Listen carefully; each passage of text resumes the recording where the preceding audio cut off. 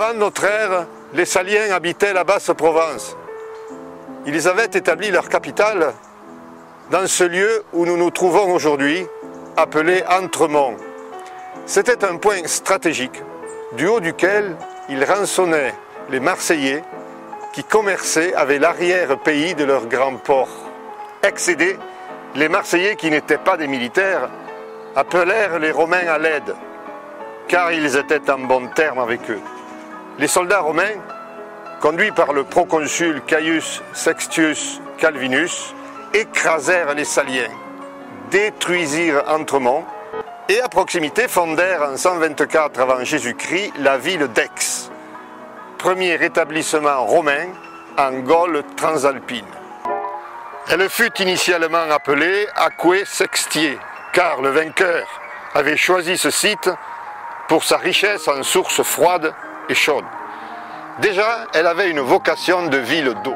Puis, devenue colonie romaine, alors que s'épanouissait le siècle d'Auguste, la nouvelle ville eut son forum, son théâtre, 4 aqueducs et une porte monumentale destinée aux voyageurs venus de Rome. C'est au Moyen-Âge, à partir du XIIe siècle, qu'Aix retrouva sa splendeur. Le comte de Barcelone fit d'Aix la capitale de la Provence.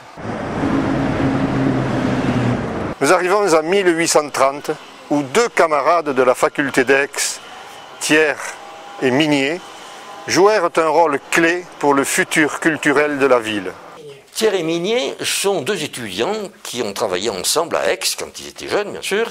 Ils sont devenus journalistes et ils ont été dans cette fonction les détonateurs de la Révolution de 1830.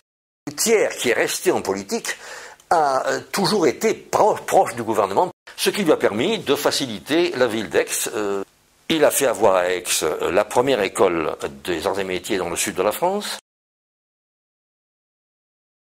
Après avoir boudé quelque peu la révolution industrielle, ce qui lui valut l'appellation de Belle Endormie, Aix ne put s'accommoder du rôle de seconde zone d'une sous-préfecture locale.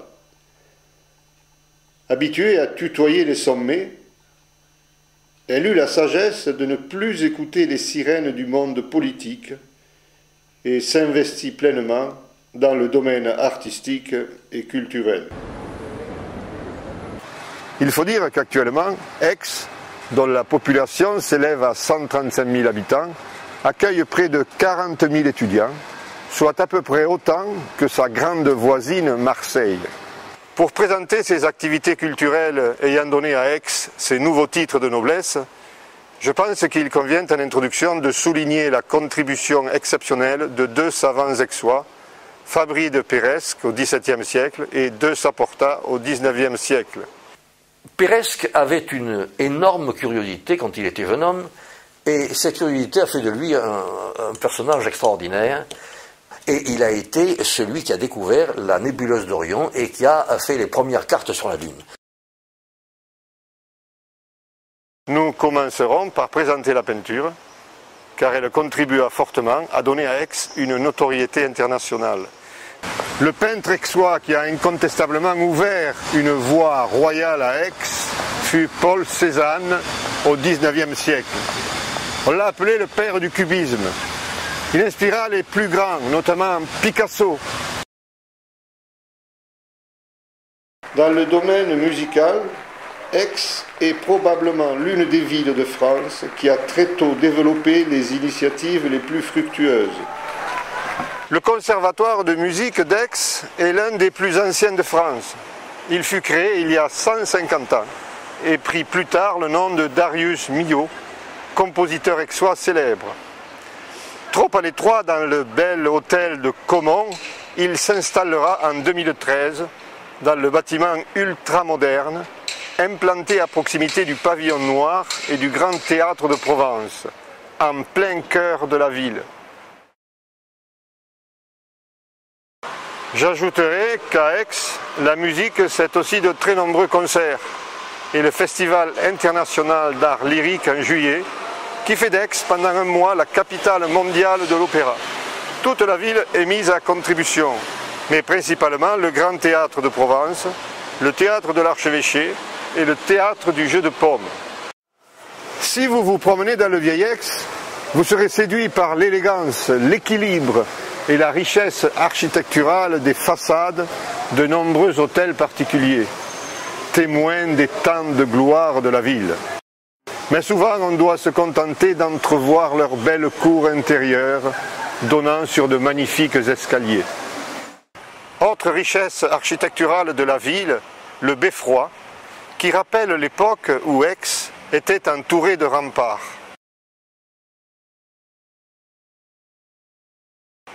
À partir du Moyen Âge, plusieurs églises furent construites, dont l'imposante cathédrale Saint-Sauveur, qui est un vrai livre d'histoire architecturale.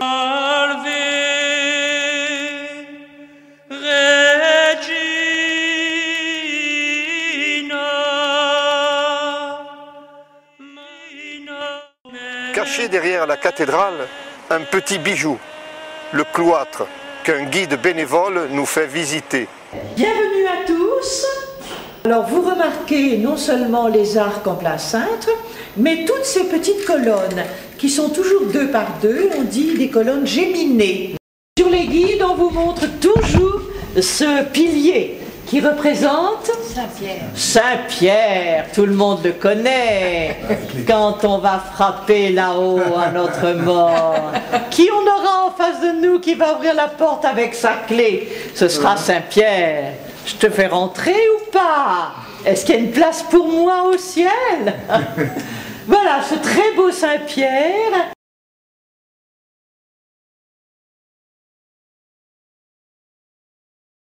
La danse a toujours été enseignée dans le cadre du conservatoire de musique. Mais ce volet artistique a pris une toute nouvelle dimension lors de la venue à Aix d'Angelin Preljocal en 2006. Ce chorégraphe moderne, d'envergure internationale, est né en France de parents albanais.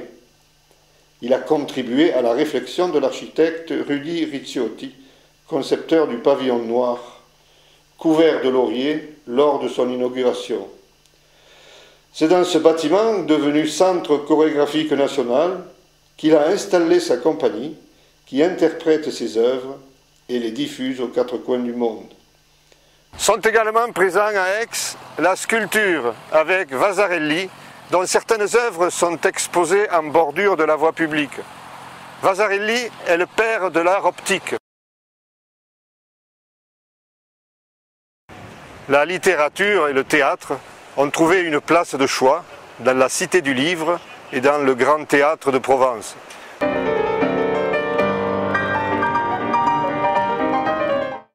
Ajoutons qu'Aix abrite de nombreux musées spécialisés, notamment dans la peinture, la sculpture, les arts déco, la tapisserie et l'histoire. C'est également à Aix, au parc Jourdan, que se situe l'Hostal de Provenço, sanctuaire de la culture provençale et siège du Capoulier du Félibrige. Quelles sont vos fonctions au sein du Félibrige? Eh bien, je suis le Capoulier du Félibrige, c'est-à-dire le président national de ce mouvement fondé par Mistral en 1854. Comment Bézès l'a venido? Forse giuin art s'intéresse à notre langue parce qu'on a besoin de retrouver un peu son racine. Est-ce qu'il y a encore à Aix des jeunes qui parlent le provençal? Et oui, à Aix, on est encore nombreux, siamo nombreux à parler encore la langue nostra. Il y a tout plein de gens qui savent parler le provençal, qui sont affugés, qui sont amoureux de cette langue parce que c'est une langue de culture, une langue de musique, une langue de poésie.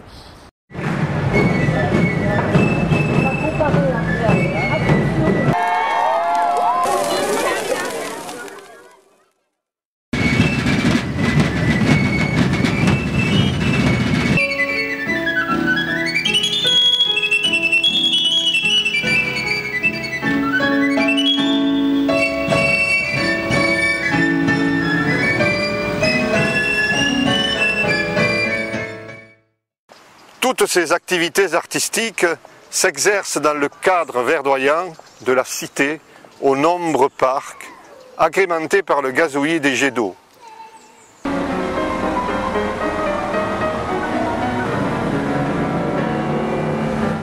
L'Office du tourisme a su, en quelques mots bien sentis, signer l'une des plus belles présentations de la ville. Ici, tout est couleur et sensation. Lumière du ciel, pierre dorée des façades, vert transparent des fontaines, ombre des platanes, surprise des nuits de festival.